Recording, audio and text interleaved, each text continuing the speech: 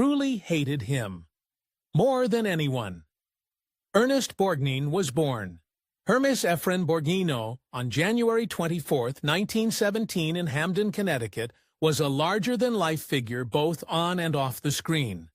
The son of Italian immigrants Anna and Camillo Borgnine, he was raised with traditional values of hard work, integrity, and resilience, qualities that would later shape his career and public persona. His parents separated during his childhood, and he spent some years in Italy before returning to the United States. His early life was humble and grounded, and it instilled in him a sense of humility that would remain a constant throughout his long life. Before entering the world of acting, Borgnine led a life of remarkable service and patriotism. In 1935, he enlisted in the United States Navy, serving for nearly a decade, including through World War II. His dedication to his country was unwavering, and he rose to the rank of gunner's mate first class. The discipline, camaraderie, and experiences he gained during his military service left a lasting impression on him and greatly informed his later performances, especially in military and authority roles. Even after achieving stardom, Borgnine remained deeply proud of his Navy background and was often seen wearing his military cap in public. After the war, Borgnine faced a crossroads in life. With no prior acting experience, he boldly pursued a new dream and enrolled in the Rand School of Dramatic Art in Hartford, Connecticut. He began his career on the stage, performing in local theater productions.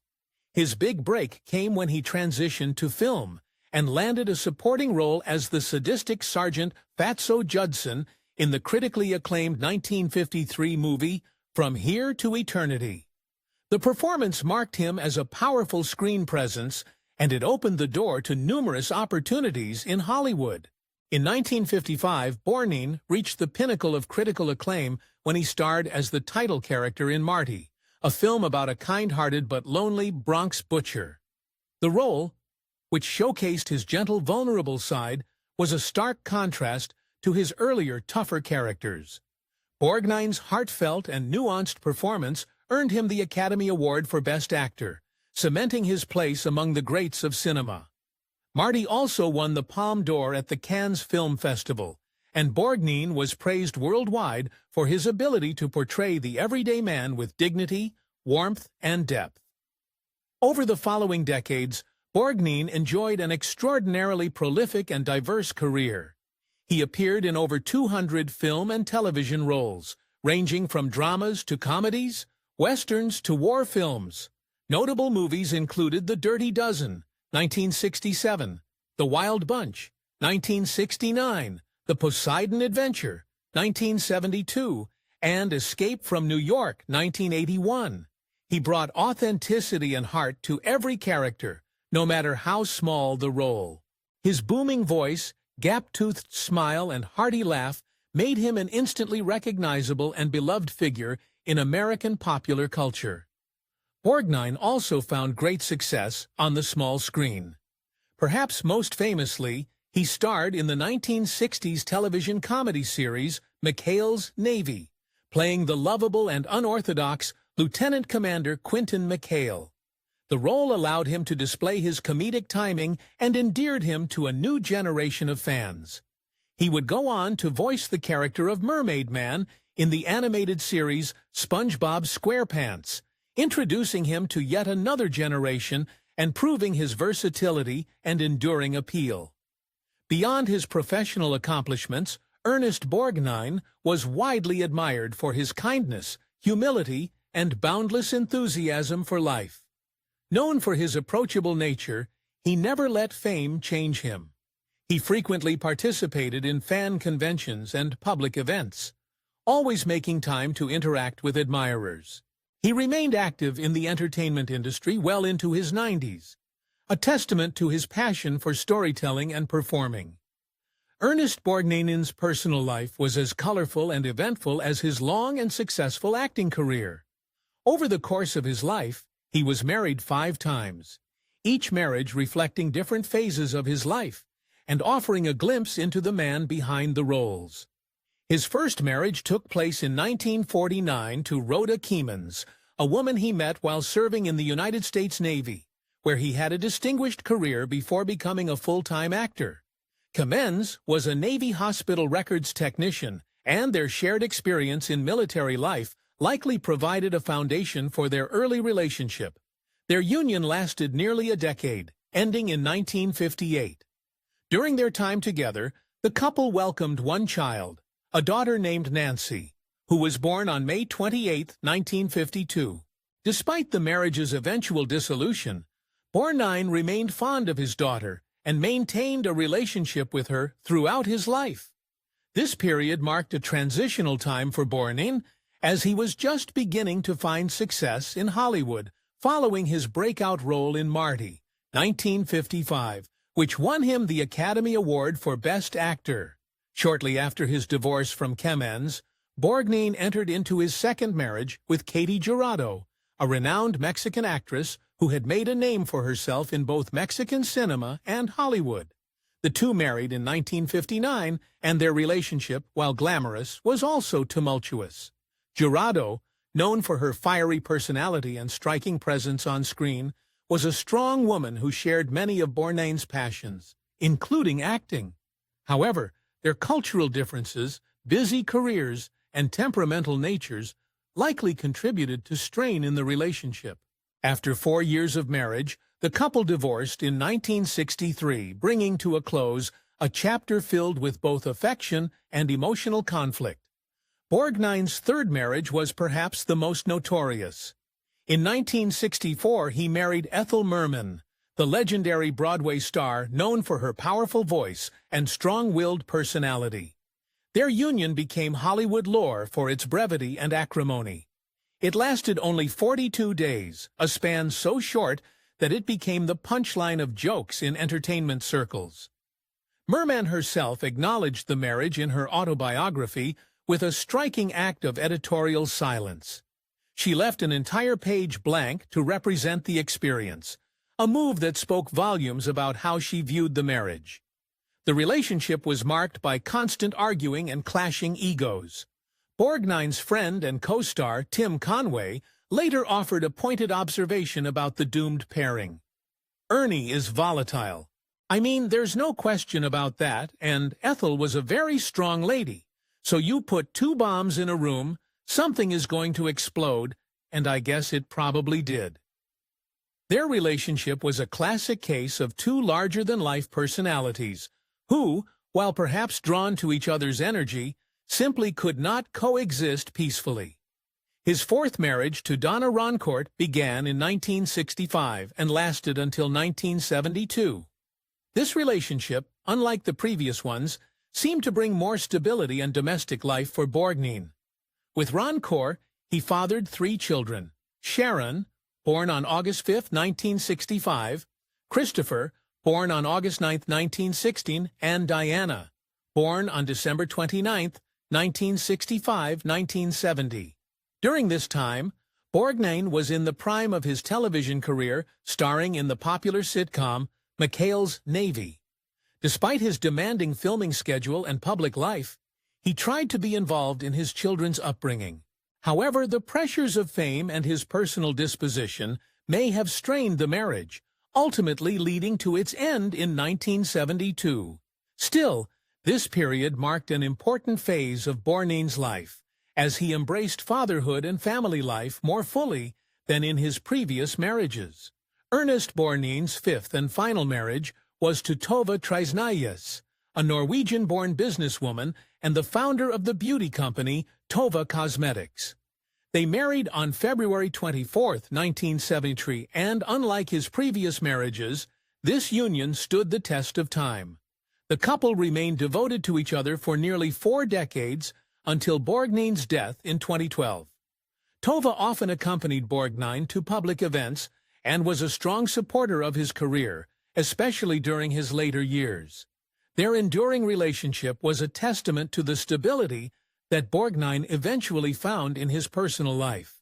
Tove herself became a prominent figure in her own right, known for her success on QVC and her beauty products, and the two often spoke of their love and partnership with great affection. Their long-lasting marriage reflected a sense of peace and companionship that eluded Borgnine earlier in life. In addition to his marital history, Borgnine also battled with personal habits that he eventually overcame. Notably, he was a heavy smoker for much of his life. By his own admission, he smoked heavily, often several packs a day, until 1962, when he decided to quit for health reasons. His decision to stop smoking was significant, especially considering the era and the pressures of the Hollywood lifestyle. Quitting likely contributed to his longevity, as he remained active and vital well into his 90s, continuing to work and appear in films and television roles even in his later years. Borgnine's ability to make lifestyle changes and find stability in his final marriage speaks to his personal growth and resilience.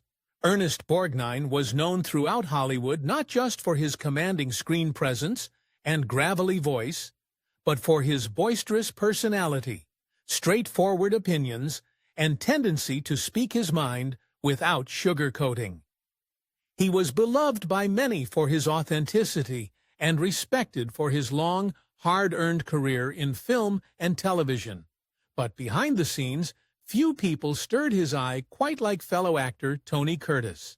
While Borgnine rarely held grudges in his later years, there was something about Curtis that rubbed him the wrong way, and that dislike ran deep and lasted decades. The tension between the two actors reportedly began in the 1950s, when both were riding waves of fame. Borgnine had just won the Academy Award for Marty, 1955, a humble, heartfelt film that celebrated the everyday working-class man.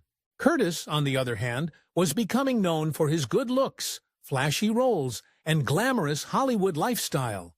Borgnine, a Navy veteran who had worked his way up from small roles to become a respected character actor, found Curtis's seemingly shallow, attention-grabbing antics distasteful.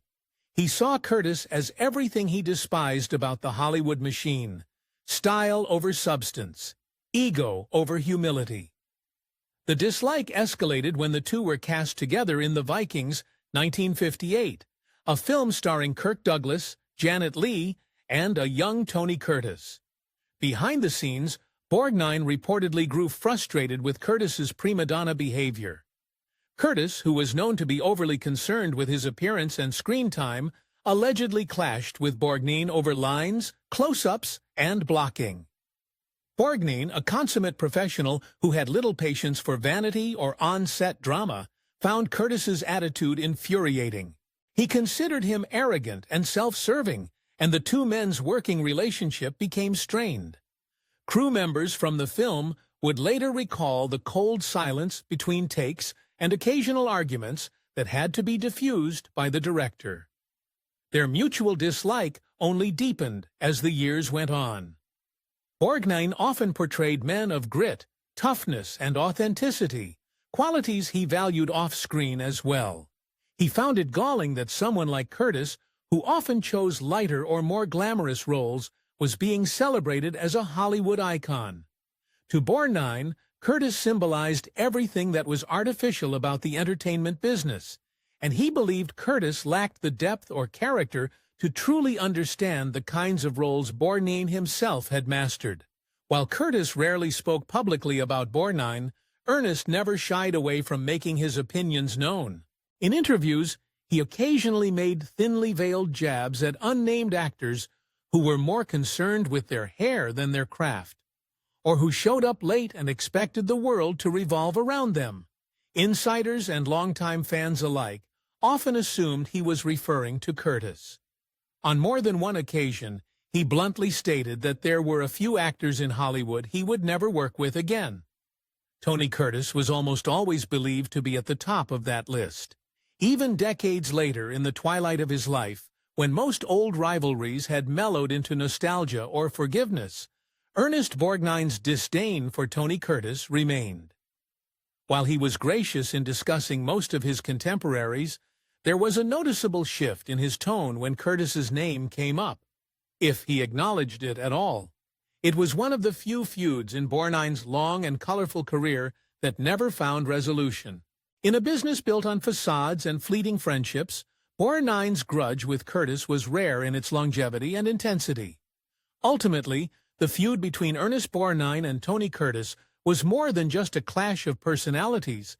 It represented a deeper divide between two very different visions of what it meant to be an actor. Borgnine believed in discipline, humility, and hard work. Curtis, with his matinee idol image and tabloid-ready persona, stood for a flashier, more self-promoting style of stardom.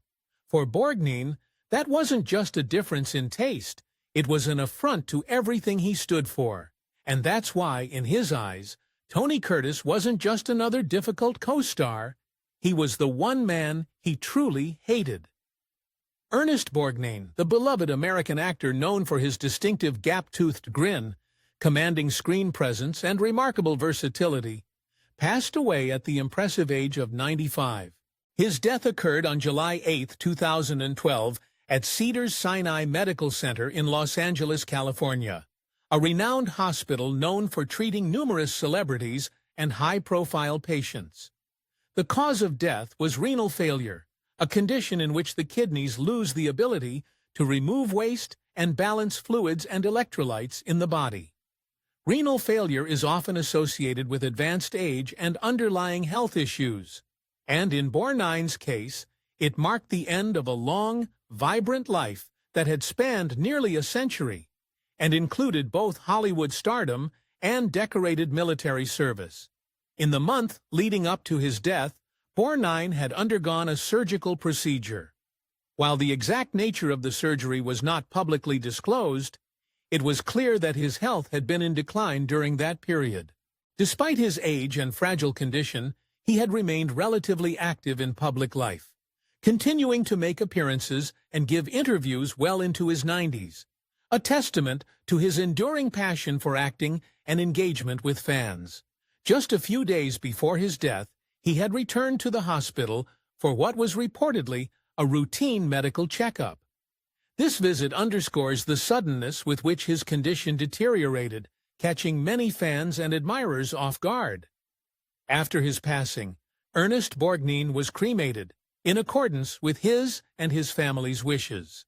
As a proud veteran of the United States Navy, where he had served with distinction for a decade before beginning his acting career, he was honored with a military funeral. This ceremony paid tribute not only to his decades-long contribution to the film and television industry, but also to his honorable service to his country during World War II. The military funeral featured traditional honors, including the folding and presentation of the American flag, the playing of taps, and likely a ceremonial salute, reflecting the deep respect held for Borgnine not only as an actor, but also as a patriot and veteran. His funeral brought together friends, family, colleagues, and admirers, many of whom remembered him not only for his iconic roles in films like Marty, for which he won an Academy Award, but also for his warmth, humor, humility, and unwavering dedication to his craft. Even in death, Ernest Borgnine's legacy continued to shine as a symbol of resilience, generosity, and timeless talent, with tributes pouring in from all corners of the entertainment world. His passing marked the end of an era, but his memory remains indelibly etched in the hearts of fans around the globe.